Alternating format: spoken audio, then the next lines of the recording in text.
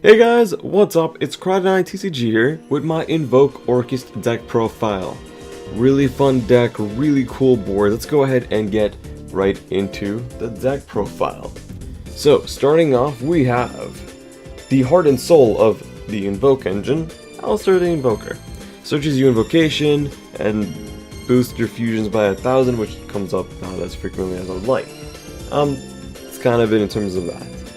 We play 1 Harp Horror, 1 Symbol Skeleton, and 2 Orcus Nightmares for my Orcus monster package. Now I needed to avoid playing more because at the end of the day you need to minimize this engine in this variant as much as you can. You got the special summon from deck, special summon from graveyard, and then 2 Foolish Burials. And honestly, like, I don't know, I was thinking about playing the wand. It just doesn't feel like it comes up enough in this variant because you always have all these resources to grind out games and also to set up your board consistently enough. So that's that in terms of Orcus stuff. Now I do play a very small Trickstar engine as well. In terms of monsters, this is what we have. 1 Candina to search out the Korribane. I would avoid late stage as much as I can because I don't want to get ashed on the second one. So if they don't do anything to light stage and I have another monster to normal summon in my hand, I'll go for Korribane. And if I don't have any other plays except for Candina, then light stage search Candina search Korribane, or you pretty much get the drill. So that's that in terms of monsters for that. Now again, Phantom Knights, just 2 cards. I feel like this is pretty standard no matter what build you're playing. You don't want to see more of these guys. You might want to play 2 Silent Boots. It's situational. In this build, I've drawn him so many times and I cried because like you can just get him out for free. But it's fine, just kind of stuck with that. Let's see, continuing on, I do play something interesting. 2 Mech Knight purples, 2 blues, and 1 indigo. Now I do this because going first, I can still make this pretty easily. Right before I go into the Orcus combos, I'll have either Mermaid and then a set card, or I'll have what's her name, Galatea, and a set card, and then summon these guys out for free. And they're used for materials to link climb later on, toward the end, or if I get purple, summon effect, make blue, and then I'll have this guy on my follow-up turn as a beater or a link material. So that's pretty cool as well. And I don't know, they haven't heard, and going second a lot of times, it's like you get free shit on the field, like literally just free materials. Because you won't always win the die roll, but when you do, you still can use them, and when you don't, you still can use them. And it's really cool. Hand trap wise, I only play 2 Ash. I'm fine with this. I know people are like, if you're playing 2, you may as well play 3. And I didn't want to play Veiler because I didn't want to give them materials on the field. I didn't want to play Ghost Ogre because they're still getting the effect. And Ash is like the only thing that was like generically good, but it's also a fiery target for the Invoke engine. And I just didn't want to commit to playing more hand traps because my hands, aren't going to be always fantastic, and this can actually be a clog. I've seen so many Orcus players throughout the weekend just normal summon this, just because they're out of things to special summon, or they have nothing to normal summon in their hand. So like even then, it just never helped out those players as well. For fields, we played 2 Terraforming because again, Mech Knights, you need to set something. I was debating on cutting this down to 1, but 2 actually helped a lot. 2 Meltdowns, 1 Light Stage, and 1 Babel for the fields. Meltdown to 2 is fine. Definitely don't want to play 3 in this variant. 1 Light Stage is fine as well. Again, I don't play a bigger Trickstar engine. If I played maybe 1 more like Korribane or maybe another Candina or something, maybe I would. But again, I need to optimize getting monsters on the field, not so much back row negation. With the Trickstar part, I mean. I do play 3 Call by the Graves. You need to play 3. Can't really play 1 or 2. In this build, you need to play 3 just because, again, you need to do your combos as commonly as possible. You don't want to break. You need something to negate their Ash if they Mermaid you. Ash on Mermaid, or a Veiler, whatever it is on Mermaid. And yeah, honestly, perfectly fine at 3. Set it and just kills other decks in the process too. I did play 3 Instant Fusions. I have 2 Instant Fusion targets, but I only really went into 1, which is Millennium Eye. And it's fine. I mean, again, if I draw 2 of them, I'll make it, set it, Mech Knight column. Like, it's just fantastic. So definitely a 3 of. And Millennium Eye is amazing. I'll talk about it later when I get to extra deck.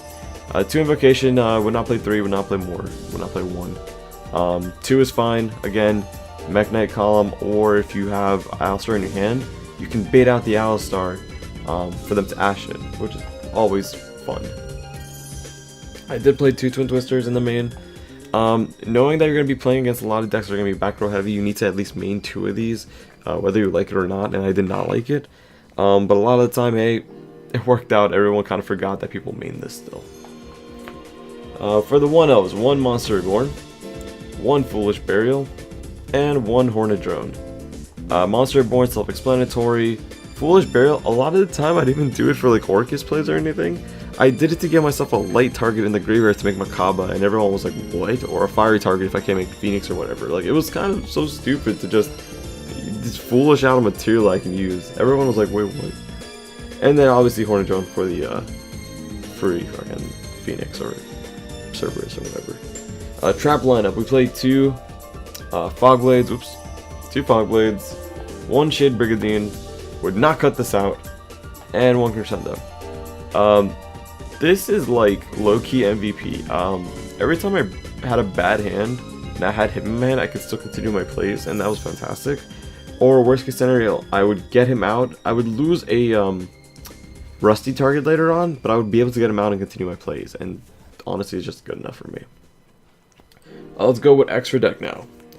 We are playing Invoke, so we gotta get that Makaba, Negations, Purgatorio, OTKs, and Caliga. Now, Caliga is probably not something everyone expects to see. You probably see like Raging or something. The reason why I play that, because a lot of the time, you know, it's a stupid way to do it, but let me go ahead and quickly show you guys. Get the cards out in my deck real quick. And okay, cool. So sometimes this would be my hand, right? Just quickly gotta show you guys an example. If this is my hand, obviously my only play, and I don't know, let's say this, whatever, right? My only play really is Alistar, right? So search for Alistar, cool. Get if they don't negate the effect, or if they do, activate, toss like one of these out, and my combos can continue because now I can special something. I'd probably do this though. And it's that kind of stupid stuff that like gets this deck going, is that you can just discard from your hand 4 Invocation and Caliga just came up. I had a time where I literally bricked so hard, I made Caliga passed. That's it. And the guy had the biggest time trying to get over it because again I have Alistar in my hand, so I can boost him up to 2800.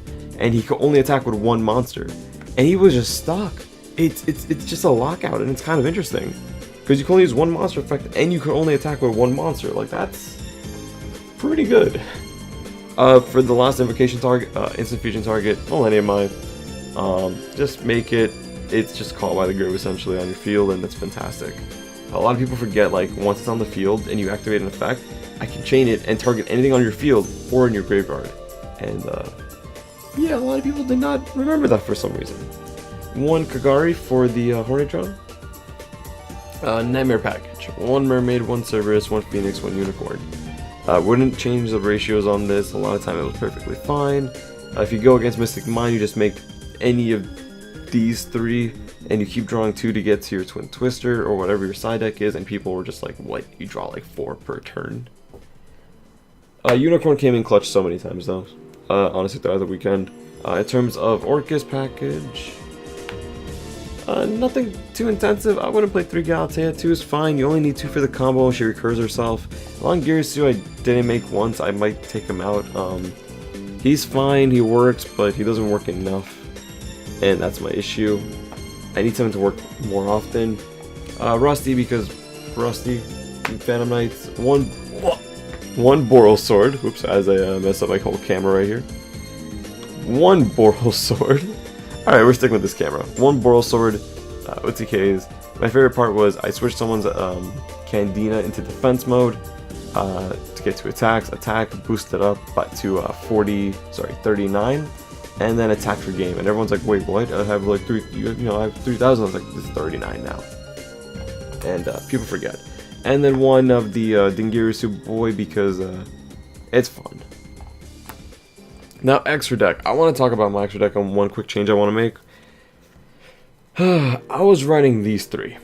And it's a nice card. I just don't wish I played it. I get why, right? You shut off Orcust and you shut off Thunder Dragons essentially. But Orcust can still just make the Phantom Knight combos and end up with 2 negates, which hurts a lot. And Thunder Dragons, they just can still make Colossus and things of the sort. They just don't go into the Chaos Levier whole situation.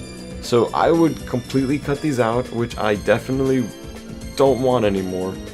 And yeah, I replaced that in my side deck with these. So Infinite Impermanence definitely going to be a much better choice. You have a column, you have a back row negate if anything, and you also have, you know, the ability to do it on their turn, and they can't call by the graveyard, and they're likely not going to side red reboot for you.